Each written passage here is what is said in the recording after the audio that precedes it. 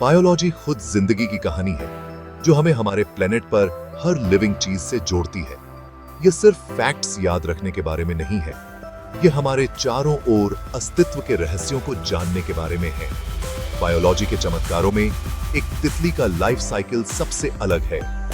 एक अंडे से कैटरपिलर, क्रिसलिस और फिर एक शानदार तितली तक का सफर। यह ट्रांसफॉर्मेशन सिर्फ एक प्रोसेस नहीं है, यह बदलाव, धैर्य और संघर्ष से निकलने वाली सुंदरता के लिए एक रूपक है। हमारे कॉलेज में प्रोफेसर राव बायोलॉजी को सिर्फ बुकों से ही नहीं बल्कि जिंदगी से सीखने में विश्वास रखते थे। वह तितली के लाइफ साइकिल को हमारी लैब में लाए, जिससे हमें इस चमत्कार को अपनी आंखों से देखने का मौका मिला। हम सब बहुत एक्साइटेड थे। हम नेचर के लचीलेपन और ट्रांसफॉर्मेशन के सबक को देखने वाले थे। तितली की कहानी हमारी अपनी कहानी बन गई, जिसने हमें सिखाया कि जिंदगी के सबसे इंपॉर्टेंट सबक अक्सर छोटे क्रीचर्स के शांत स्ट्रगलों में मिलते हैं। प्रोफेसर राव चाहते थे कि हम देखें कि बायोलॉजी सिर्फ साइंस नहीं है, ये हमारी अपनी जर्नी के लिए विजडम है। कभी-कभी सबसे बड़ी प्रेरणा एक छोटे क्रिएचर को आजाद होते देखने से मिलती है।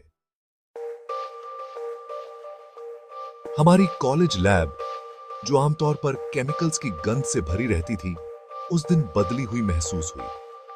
सूरज की रोशनी अंदर आ रही थी, बीच में एक ग्लास इनक्लोजर को रोशन कर रही थी। अंदर क्रिसलिस गहनों की तरह लटके थे। हम सब चुपचाप और हैरान होकर उसके चारों ओर जमा हो गए। जैसे ही प्रोफेसर राव ने एक कांपते हुए क्रिसलिस की ओर इशारा किया, आज आप मेटामॉर्फोसिस देखेंगे, उन्होंने फुसफुसाया। आप एक नए जीवन के लिए जरूरी एफर्ट और स्ट्रेंथ देखेंगे। हम सिर्फ ऑब्जर्वर नहीं थे, हम एक नाजुक चमत्कार के गवाह थे। लैब ने अपनी सांस रोक ली। जैसे ही हमने क्रिसलिस को हिलते और डार्क होते देखा, उसके निकलने के मोमेंट का इंतजार कर रहे थे।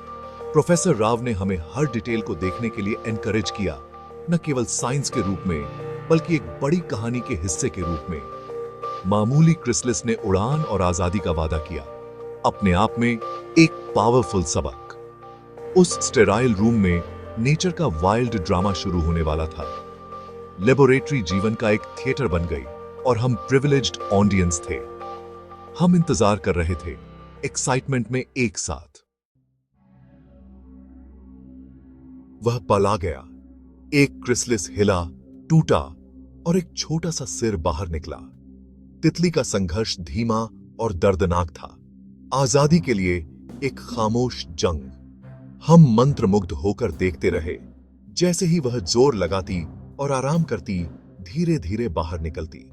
उसके सिकुड़े हुए पंख और सूजा हुआ शरीर उस सुंदर क्रिएचर जैसा बिल्कुल नहीं लग रहा था जिसकी हमें उम्मीद थी। कमरा शांत था, हमारे दिल उस छोटे योद्धा के साथ थे। प्रोफेसर राव ने फुसफुसाया, यह संघर्ष कोई कमी नहीं है, यह डिजाइन है। हर जोर का एक मकसद होता है। हमने महसूस किया कि हम दर्द नहीं देख रहे थे, बल्कि एक क्रिएचर को अपनी जिंदगी कमाते हुए देख रहे थे। खुले रास्ते से निकलने के दबाव ने उसके पंखों में फ्लूइड भर दिया, जिससे वे उड़ने के लिए काफी मजबूत हो गए। इस संघर्ष के बिना पंख बेकार ही रहते। ये मोम के लिए लड़ाई डिटेली जीवन की तैयारी थी। तितली सिर्फ आजाद नहीं हो रही थी, वह अपनी खुद की स्ट्रेंथ बना रही थी। हमने अपनी आंखों से देखा कि ट्रांसफॉर्मेशन के लिए संघर्ष बहुत जरूरी है। यह सबक गहरा और भूला न जा सकने वाला था। हम में से समीर तितली के संघर्ष को बर्दाश्त नहीं कर सका। शायद हमें मदद करनी चाहिए, उसने फुसफुसाया, यह सुझाव देते हुए कि हम खुलने वाले रास्ते को चौड़ा कर दें। प्रोफेसर राव ने धीरे से जवाब दिया, सब्र करो। कभी कभी सबसे अच्छी मदद दखल न देना होती है। नेचर को पता है कि वह क्या कर रही है। लेकिन समीर की दया ने उसके सब्र पर काबू पा लिया। जब प्रोफेसर का ध्यान भटका हुआ था, समीर ने क्रिसलिस को चौड़ा करने के लिए कैंची का इस्तेमाल किया। तितली आसानी से बाहर गिर गई। उसके पंख अभी भी सिकुड़े हुए और गीले थे। समीर को गर्व महसूस हुआ। उसे उम्मीद थी कि तितली जल्द ही उड़ जाएगी, लेकिन वह जादुई पल कभी नहीं आया। तितली कमजोर पड़ी रही, अपने पंखों को हिलाने में असमर्थ। समीर की काइंडनेस लुता के अनजाने में बुरे परिणाम हुए। उसने मदद करने की कोशिश की थी, यह महसूस किए बिना कि वह नुकसान कर रहा था। यह सबक दर्दनाक रूप से साफ होने वाला था। क्लास ने देखा कि तितली बेजान पड़ी थी, उड़ने में असमर्थ। समीर का गर्व डर में बदल गया जब उसने महसूस किया कि कुछ गलत था। प्रोफेसर राव पास आए, गुस्से से नहीं बल्कि कोमल उदासी के साथ। समीर, तुम्हारा इरादा सही था, लेकिन तुमने तितली से उसका स्ट्रगल और उसकी स्ट्रेंथ छीन ली।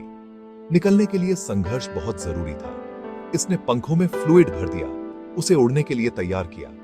इसे आसान बनाकर समीर ने तितली को वह बनने का मौका नहीं दिया जो उसे बनना था। यह सबक मुश्किल था, लेकिन भूला न जा सकने वाला। संघर्ष सजा नहीं है, प्रोफेसर राव ने कहा। यह तैयारी है, यह ताकत का उपहार है जो चुनौती के रूप में छिपा हुआ है।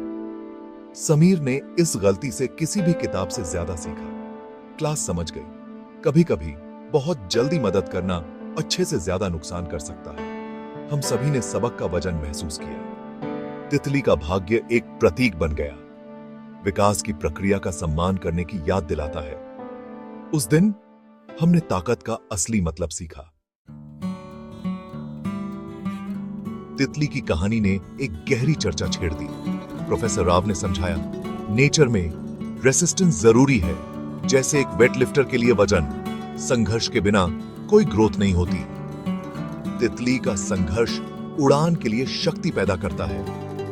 दखल देना विकास की चेन को तोड़ता है। यह सबक लोगों पर भी लागू होता है। बच्चों को हर गिरने से बचाना या छात्रों को सारे जवाब देना उनसे लचीलापन और प्रॉब्लम सॉल्विंग छीन लेता है। समय से पहले मदद निर्भरता पैदा करती है, ताकत नहीं। सच्चा सपोर्ट उपकरण और एनकरेजमेंट देना है, हर बाधा को हटाना नहीं। हमें विकास की प्रक्रिया पर भरोसा करना चाहिए, भले ही वह दर्दनाक लगे। कभी कभी मदद करने का सबसे अच्छा तरीका दूसरों को अपने पंख खोजने देना होता है। बहुत जल्दी मदद करने से सच्ची ताकत खोजने का मौका छीन सकता है। तितली की कहानी हमारे कॉलेज में एक लेजेंड बन गई। हमने सीखा कि संघर्ष से बचना नहीं चाहिए, बल्कि उसे अपनाना चाहिए। जीवन की चैलेंजेस, एग्जाम, परेशानियां, लॉस हमारी अपनी क्रिसलिस हैं। तितली हमें सिखाती है कि ताकत मुश्किलों को पार करके कमाई जाती है। सच्ची दया दूसरों को अपनी ताकत खोजने के लिए सशक्त बनाती है। समाज में आसान समाधान गहरी समस्याओं को हल नहीं करते। असली प्रगति चुनौतियों का सामना एक साथ करने से आती है। लैब में उस दिन ने हमें बायोलॉजी से ज्यादा सिखाया। इसने हमें जीने का एक फिलॉसफी सिखाई। हमारे पंख दिए नहीं जाते, वे संघर्ष से कमाए जाते हैं। हर चुनौती हमें मजबूत और आगे की जर्नी के लिए ज्यादा तैयार करती है। तो जब आप अपनी खुद की लड़ाइयों का सामना करें, तो तितली को याद रखें और उस संघर्ष को अपनाएं जो आपको उड़ने में मदद करेगा।